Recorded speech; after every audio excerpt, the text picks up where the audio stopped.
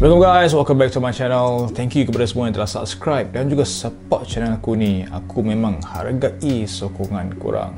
Okay guys, apa benda yang boleh membuatkan seseorang itu untuk menjadi seorang pembunuh yang kejam?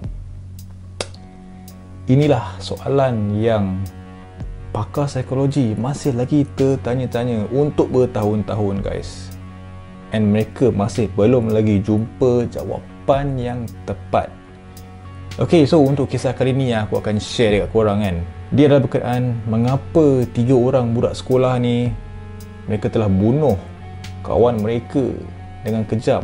Dan juga mereka telah menyepak kepala member je ni macam bola sepak guys. Okay, memang kejam gila lah.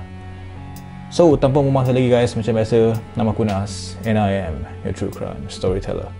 Let's go.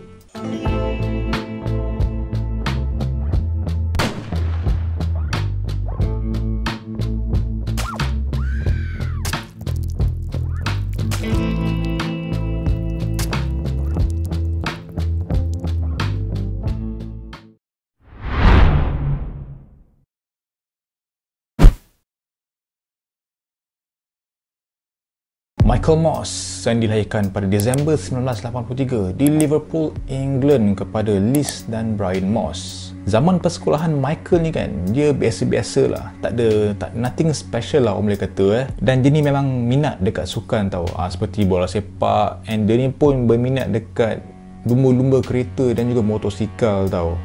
So basically itulah hobi dia, okay? Dan tetapi dia tidak juga lupalah untuk berjumpa dengan kawan-kawan dia, lepak-lepak dekat sana kan. Dari segi akademik tak seberapa lah untuk si Michael ni, tetapi kalau boleh sebut pasal benda-benda mechanical ni kan, dekat situlah kepakaran dia guys. Sebab masa dia kecil ni kan, ada satu masa ni dia boleh menceraikan semua spare part motor. Dia memang asingkan habis, and dia akan pasang balik semula secara complete lah, complete form motosikal tu dalam masa yang singkat guys.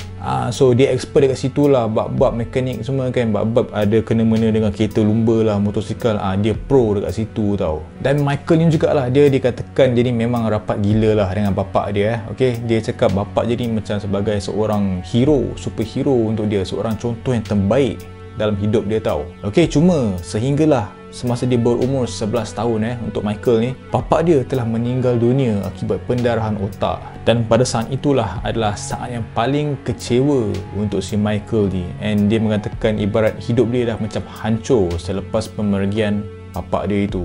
So disebabkan itu guys, dia dah mula untuk berperangai buruk tau. Tak kisahlah dekat sekolah ke dekat rumah kan, okay, dia dah berperangai teruk sampaikan teruk sangat tu Michael ni dia dibuang sekolah tau. Dan tak lama lepas itu dia telah dimasukkan ke sekolah istimewa untuk remaja yang bermasalah di Pinefield Center. So lepas dia dah masuk sekolah istimewa tu kan, berdasarkan mak dia lah, dia kata si Michael ni memang gembira kat sekolah tu tau. Dia memang orang kata apa, dia dah bahagia, macam everything seems back to be normal tau. Okay, dia even ada buat kawan dia semua kan. Okay, tetapi sehinggalah ada satu masa ni kan, dia ni mula untuk melarikan diri dan juga dah mula untuk ponteng sekolah tau. Sampaikan mak dia macam tak tahu ke mana menghilangnya anak dia ni tau. Okay, sampaikan mak dia ni terlampau risau dengan jelah dia ada anak-anak lain nak kena jaga kan. So jiwa mak dia ni memang tak tenteram guys. Okay, jadi pada akhirnya Michael ni telah dimasukkan ke rumah kanak-kanak remaja untuk membantu dalam pemulihan dia akibat kehilangan bapa dia dan juga untuk memerhati dia punya kelakuan. Dekat sini pun sama tau, semuanya berjalan lancar. And macam tadi aku cakap dia ada buat kawan kan, dekat sini pun sama guys, dia dah buat kawan tau semua. So which is a very good thing lah untuk si Michael kan. Okay, sebab yalah dia dah mula relax sikit dekat sekolah baru tu kan, dah buat member semua kan. Tetapi sehinggalah pada tahun 1999 di mana dia telah berkawan dengan 3 orang lelaki. And 3 orang lelaki ni dah golongan yang telah menghancurkan Michael. Alan Bentley dan juga Mark McKeefrey. Diorang ni berumur 15 tahun and diorang ni memang dikenali sebagai pembuli.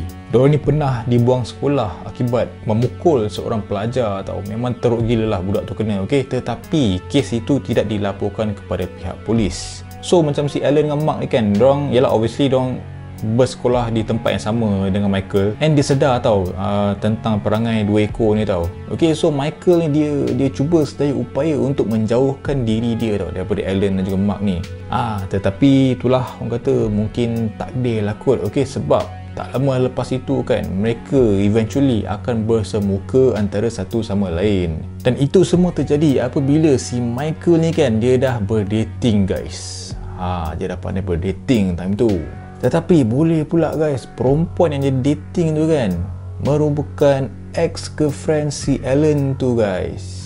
Pula dah. So bila Alan dapat tahu yang si Michael ni dah dating ex-girlfriend dia, member jadi panas guys. Dia rasa dah tak puas hati kan, macam dah apa hal pula dalam semua perempuan kau nak date dengan aku punya ex-girlfriend, dah kau dah apa hal mat. Member jadi bengang gila kan, dah rasa macam kau ni kan, macam tu guys.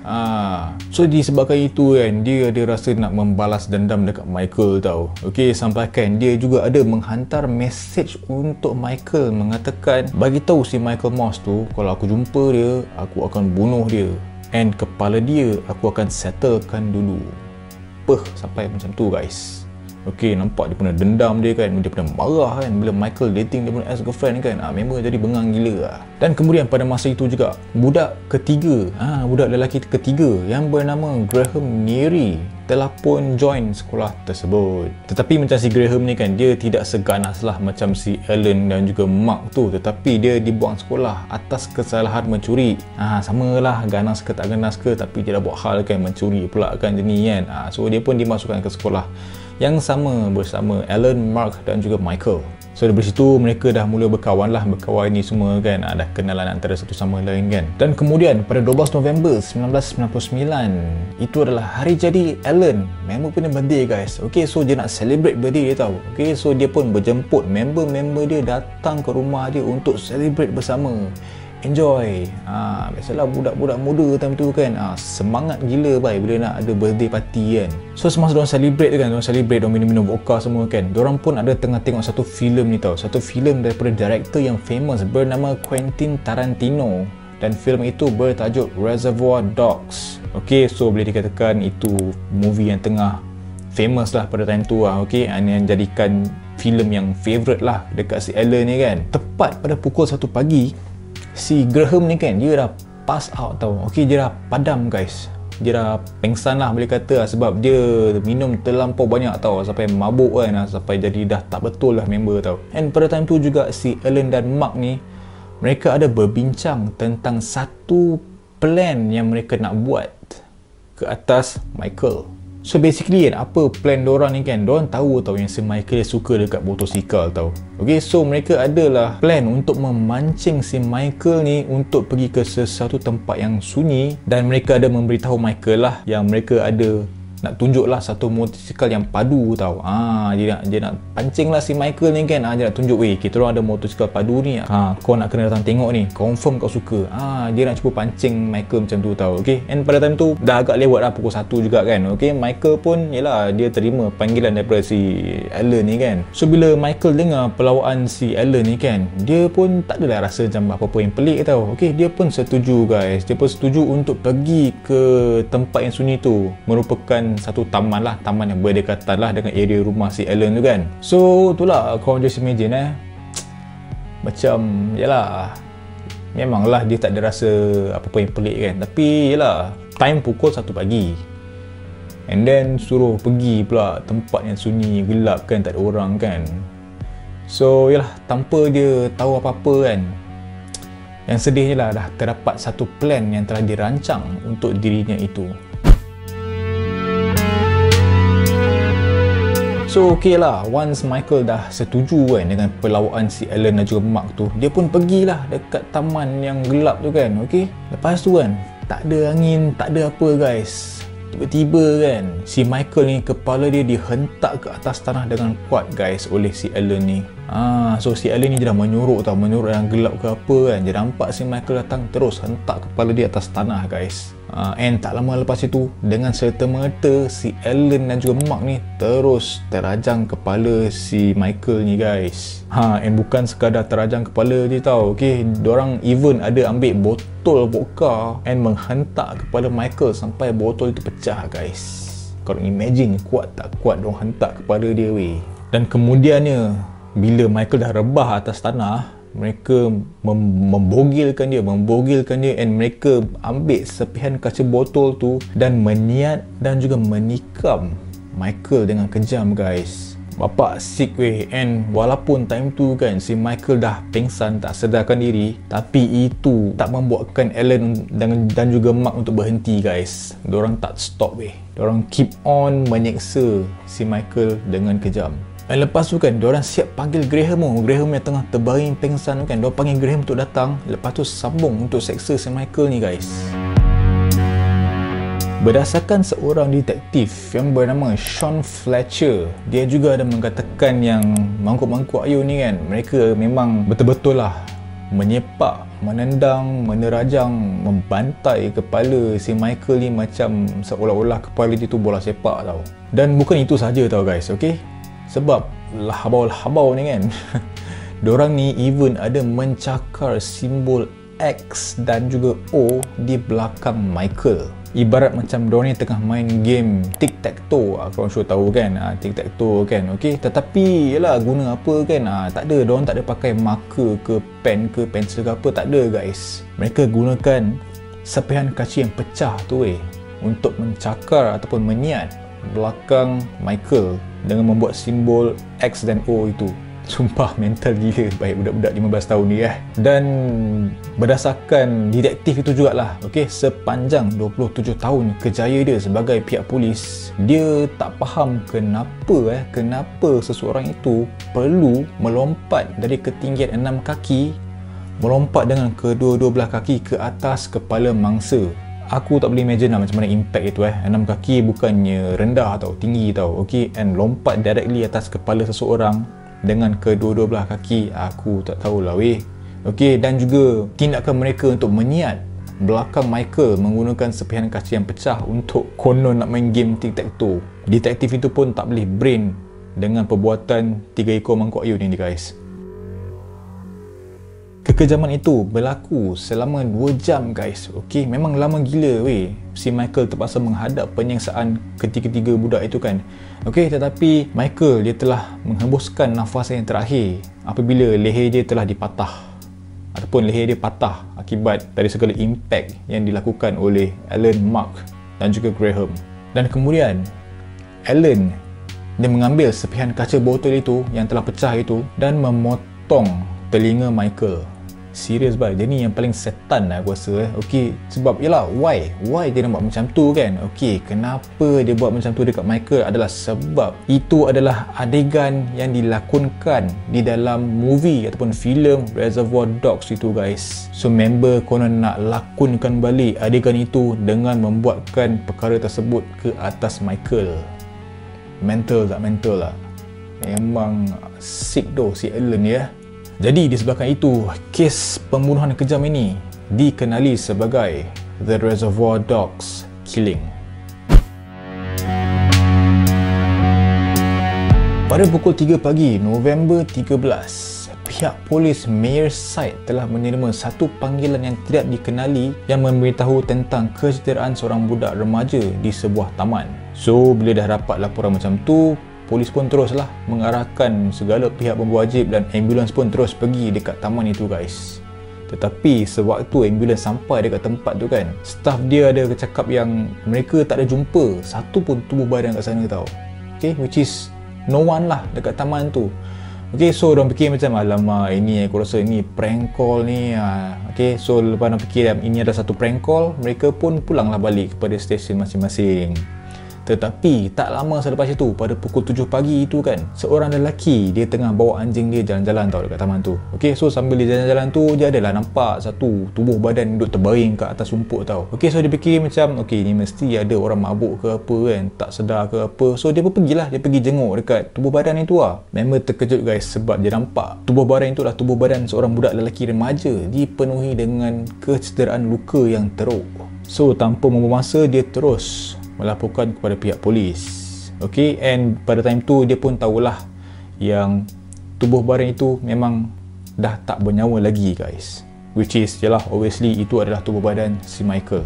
Dan kemudian selepas itu kan, pekerja-pekerja dekat sekolah Michael tu, mereka perasan tentang ketidakberadaan si Michael dekat sekolah tau. Okay, and mereka tak tahu mana nak cari si Michael ni. Diorang pun dah risau lah, sebab yelah pelajar diorang dah hilang kan. Okay, so mereka pun decide untuk membuat laporan pihak polis, di mana mereka mengatakan as a ni lah, a missing person lah dekat sekolah diorang kan. Jadi macam tubuh badan si Michael kan, macam aku cerita kat korang tadi kan, yang dia dah kena teruk gila, kena tikam, kena siat kan. Walaupun tubuh badan itu dah tak ada bentuk rupa langsung, but somehow kan, pekerja-pekerja sekolah tu, mereka tetap boleh cam yang tubuh badan yang dijumpai itu adalah Michael tau. Okey, dan sama juga kepada pihak penyiasat. Okey, di mana mereka telah membandingkan tubuh badan itu dengan gambar Michael yang ada kepada mereka tau. Okey, so dorang terus immediately boleh detect yang tubuh badan itu adalah mayat Michael Moss. Tubuh badan Michael didapati lebih daripada 100 kecederaan, termasuklah 10 tulang retak di bahagian tulang rusuk dia dan juga beberapa retakan di bahagian muka Michael. Memang teruk guys, 3 ekor dah kerjakan si Michael ni. Okay, and pihak polis memang orang kata apa, agak tergamam dan juga terdiam lah bila mereka tengok tubuh badan si Michael ni. Jadi macam mak Michael obviously dia akan dapatlah berita tersebut kan, and dia ni memang terkejut sampai nak naik gila tau apabila pihak polis telah memberitahu dia tentang apa yang telah terjadi kepada anak dia itu. Dan mak ni pun dia sampaikan darat histeria, lebih kurang macam tu lah, and dia tak nak dengar whatever kenyataan yang terjadi kepada anak dia itu. Dia tak boleh imagine apa yang anak dia terpaksa lalui apabila budak-budak itu telah menyeksa dia and end up membunuh dia. Memanglah anak sendiri kot, gila apa kan. Jadi setelah segala penyiasatan telah dijalankan, obviously memang segala bukti itu memang menunjukkan ke arah 3 ekor mangkuk ayun tu lah. Dan tak lama selepas itu guys, si Graham ni, dia rasa macam dia ni dihantui oleh apa yang telah dibuat oleh dia tau. Jadi disebabkan itu kan, dia ni terus mengaku diri dan juga memberitahu kepada mak dia tentang apa yang telah terjadi. And dia ada mengatakan yang si Alan dan juga Mark adalah rakan subahat dia. Dan Graham juga ada memberitahu pihak polis yang dia ada berjumpa dengan Alan dan Mark beberapa minggu sebelum serangan mereka ke atas Michael. And then dia pun cakap lah yang si Alan ni dia ada isu dengan Michael. Okay, isu dia adalah sebab Alan dia marah sebab si Michael ni dating dengan ex-girlfriend dia. So macam Graham ni dia sendiri ada berkata yang dia tak ada masalah sebenarnya tau untuk berkawan dengan si Michael. Malah dia pun ada mencuba untuk menjadi kawan yang rapat dengan Michael, tetapi Michael macam tak berapa nak minat lah, disebabkan Graham ni dia berkawan dengan si Alan dan juga Mark, which is Michael memang tak suka dua orang budak tu. So that is why Michael tidak berminat. So basically pada hari serangan tersebut kan, si Graham ni dia ada cakap lah yang dia ni memang pengsan, memang black out akibat minum terlalu banyak, and dia tak tahu apa-apa pun berkenaan dengan perancangan plan si Alan dan juga Mark. Dia berkata dia hanya tahu tentang kejadian itu apabila 2 ekor tu datang untuk mengejutkan dia and beritahu yang diorang ada benda nak tunjuk. So selepas itu dia pun ikutlah diorang pergi ke taman tersebut. Okey, jadi bila dia sampai dekat taman itu kan, dia nampak dah si mayat si Michael tu dah terbaring dalam keadaan separa sedar, berbogel, tinggal hanya stokin sahaja. Dan dia juga ada berkata yang Mark ada pergi ke arah Michael dan dia mengugut untuk memukul muka dia kalau dia tak boleh bangun. So pada time tu obviously Michael memang dalam keadaan yang lemah lah. Okay, dia cuba untuk bangun tetapi dia tak terdaya. Jadi dia rebahlah balik dekat atas tanah kan. Dan dekat situlah bermula segala penyiksaan mereka ke atas Michael.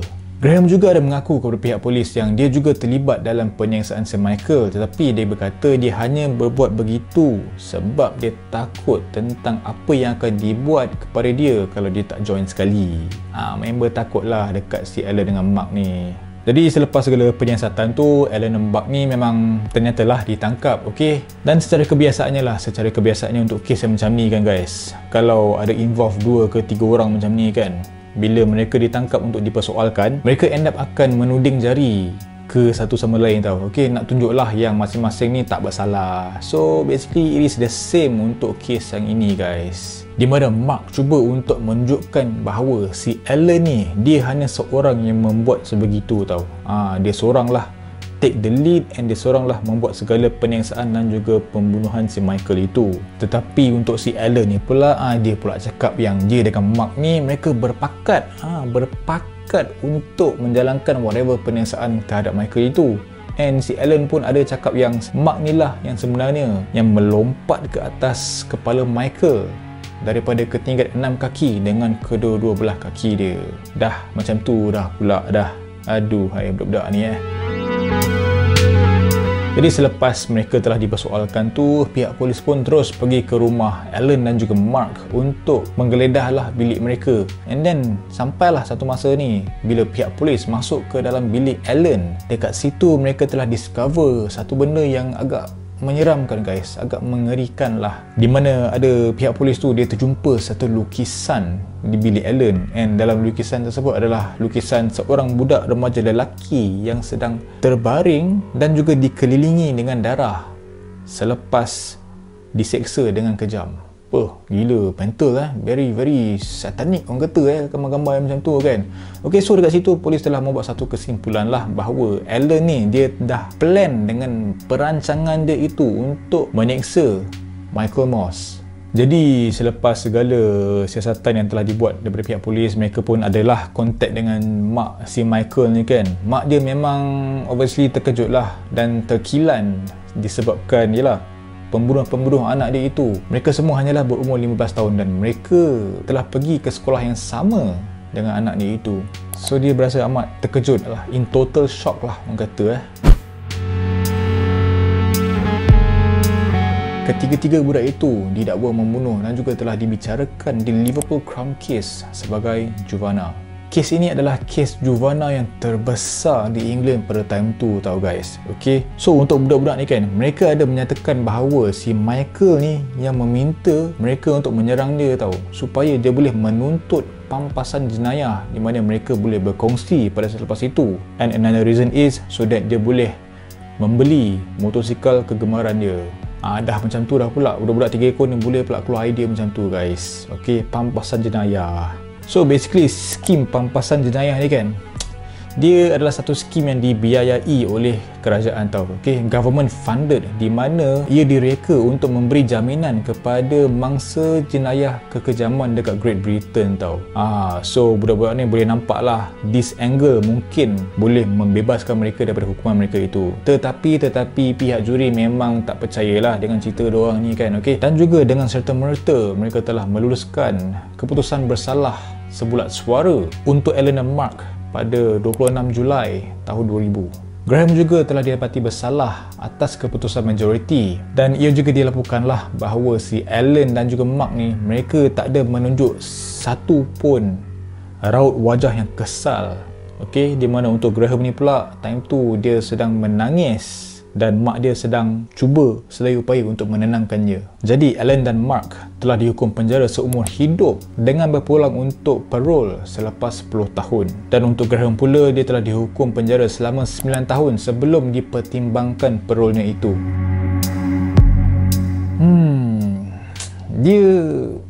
Dia punya hukuman tu aku boleh katakan macam agak ringan lah. Okey, kalau nak tengok dari segi sifat jenayah yang telah dilakukan oleh budak 3 ekor ni kan, tak apa korang rasa agak ringan lah Mak Michael, dia telah cuba yang terbaik untuk meletakkan budak-budak itu ke dalam penjara dengan lebih lama lagi, tetapi dia punya usaha dia tu memang disia-siakan lah, disebabkan budak-budak itu mereka dibebaskan sebaik saja mereka telah menjalankan hukuman minimum mereka.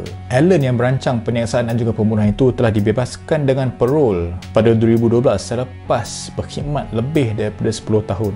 Jadilah walaupun jenayah ngeri ni kan, si Alan ni dia hanya perlu berkhidmat untuk lebih sikit daripada 10 tahun. Okey, and kemudian dia dibebaskan sewaktu dia berumur 28 tahun. Okey, tetapi dengan bersyarat di mana dia tidak akan menjejak kakinya lagi di Merseyside. So, apa pendapat korang berkenaan dengan kes ni Patut ke mangkuk-mangkuk ayun ni dikenakan hukuman dengan lebih lagi? Feel free untuk kongsikan guys. Sampai sini saja aku boleh kongsi dengan korang berkenaan dengan Michael Moss. Aku harap korang enjoy dengan konten aku kali ini. Jangan lupa untuk subscribe, like, share dan juga komen. And minta maaf atas segala kekurangan. As always guys, never stop creating. I will see you in the next premiere. Assalamualaikum. Bye bye.